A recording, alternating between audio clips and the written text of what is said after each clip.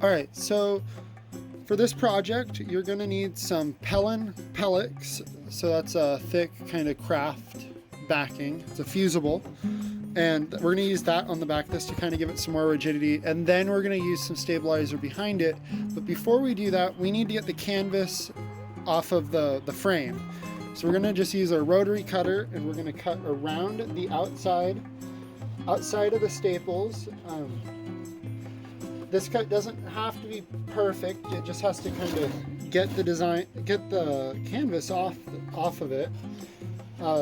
We are going to have excess around the outside, and there's two ways that you could affix this back on. You could either hot glue it to the back, which I'm planning on doing, or you could stretch the canvas back over and staple it back down like it comes from the factory. And if you're going that route, you should remove the staples that are on the back so you get enough canvas to stretch over the back. And you want to make sure you get all the corners, and after you get all the corners, it should just peel off. Like I say, you didn't get all the corners quite, but once you do that, the canvas should just fall off like it does on this corner. Alright, so now that we have the canvas off of the frame, we're going to take this inside. We're going to iron this flat. You may have to do a couple more trims on the edge, or if you're lucky, you can just kind of pull it apart so it's flat. But you're going to iron this flat, and then you're going to iron your pellets on. And I'm going to show you how to do that next. Alright, so now we're over here at the iron. What we're going to do is we're going to iron our canvas flat, and then we're going to place our Helen Craft Fusible or Decor Bond onto the back, and you're going to iron it the shiny side down. That is the fusible side, so that's going to go face down onto our canvas. Before you do that, you have to iron your canvas flat. So you're just going to run your iron over it and get it to be nice and flat. Alright, so now that it's ironed flat, we're going to place our pellet onto it, shiny side face down onto there. And you're just going to iron it down so it fuses to your canvas.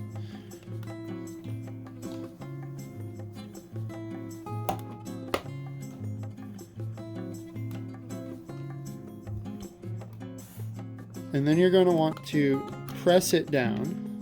So you're going to want to apply some pressure onto it. And this will allow it to really fully bond to your canvas material. So you're just going to apply kind of force over the top of it.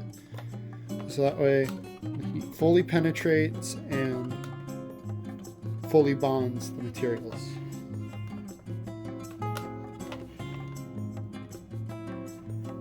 Like so. Alright, so now we're going to hoop our canvas.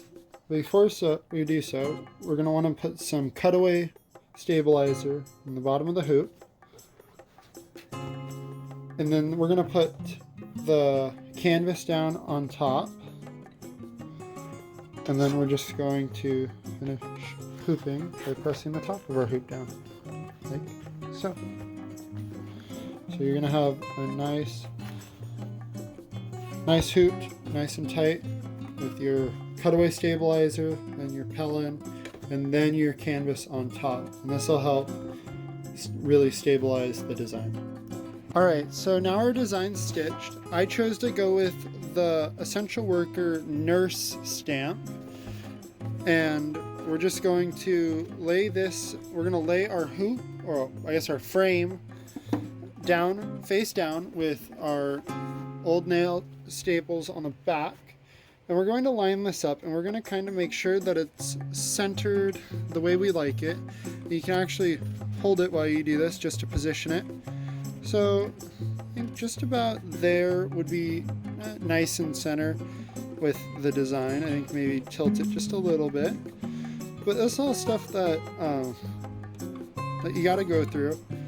And you just got to make sure it's nice and straight up and down in there and centered in the hoop, or in this, yeah. So then we're gonna hopefully not misalign it too much when we turn it over.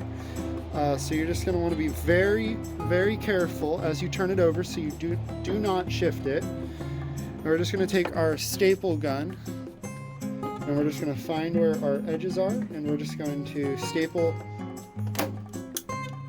in both sides. So just one staple on each side will do for now. And this is just so we can hold our design in there. So you see how it's nice and in there, nice and centered. That's just to hold our stitch out in there as we cut off all the excess. So I'm gonna go ahead and do that, and I'll be right back.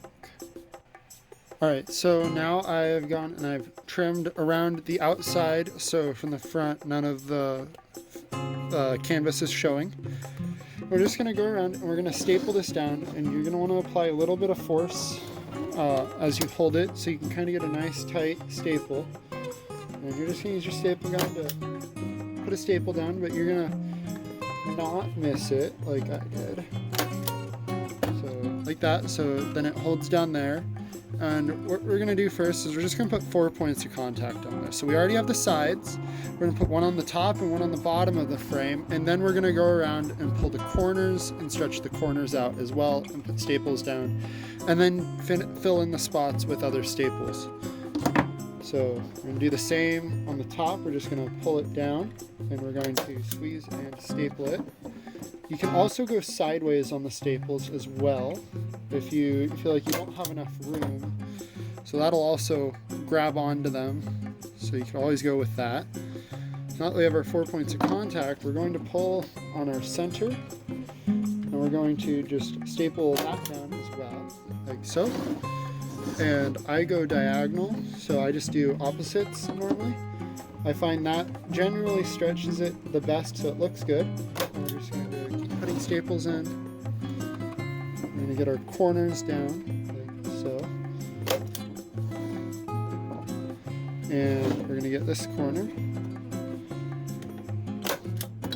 Now, as you can see, our design is in there nice and tight.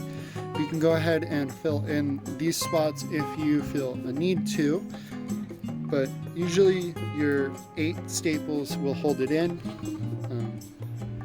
So yeah, and you can always go and you can decorate the corners with embellishment if you would like.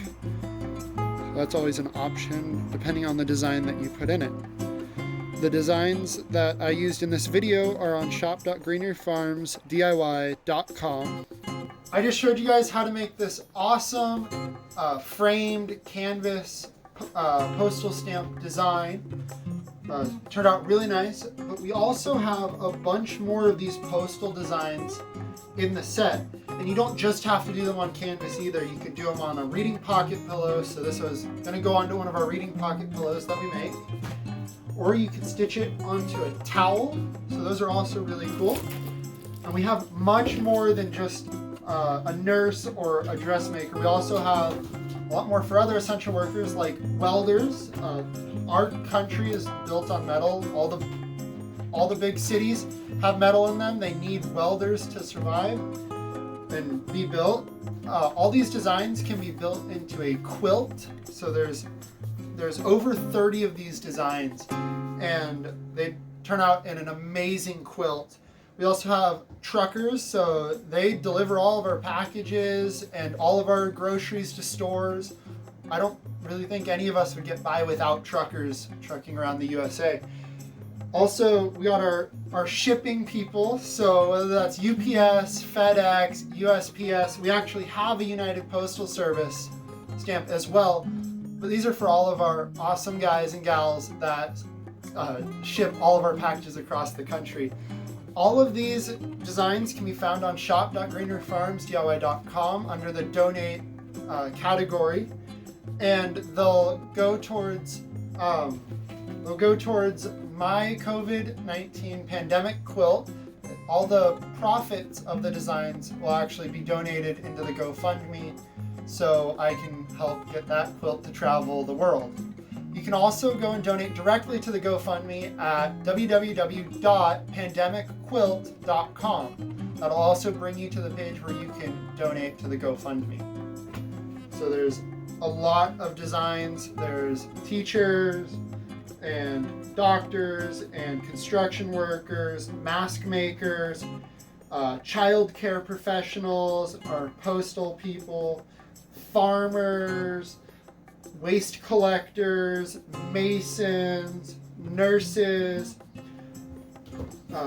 like support made with love people, whether that's dressmakers or anything else, laborers, carpenters, and many more.